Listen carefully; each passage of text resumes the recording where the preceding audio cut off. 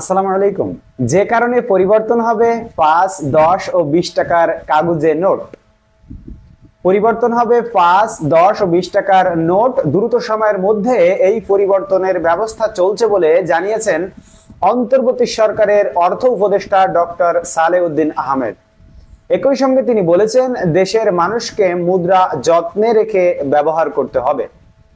আজ সোমবার 2 সেপ্টেম্বর সকালে সচিবালয়ের রফতানি উন্নয়ন ব্যুরোর কর্মকর্তাদের সঙ্গে বৈঠক শেষে সাংবাদিকদের এ তথ্য জানান ডক্টর সালেউদ্দিন আহমেদ।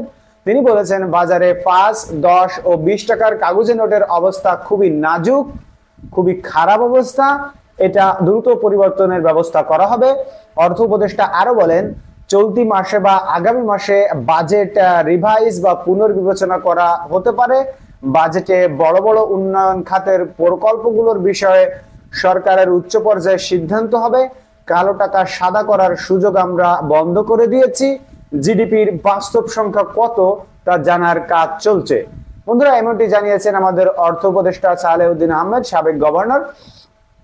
ধন্যবাদ সবাইকে ভিডিওটি দেখার জন্য। এবং মেইন কথা হলো, আশা করি আপনারা বুঝতে পেরেছেন যে 5, 10 এবং 20 টাকার কাগজের নোটগুলো দ্রুত সময় নষ্ট হয়ে যাচ্ছে, এই জন্য এগুলো মূলত পরিবর্তন করা হবে। আমরা সবসময় আপনাকে সত্য খবর প্রোভাইড করে থাকি, এজন্য আপনারা আমাদের চ্যানেলটিকে সাবস্ক্রাইব করে রাখতে পারেন। দেখা হবে পরবর্তী সংবাদে। সে পর্যন্ত সকলে ভালো থাকবেন আল্লাহর রহমতে, ইনশাআল্লাহ। আল্লাহ হাফেজ।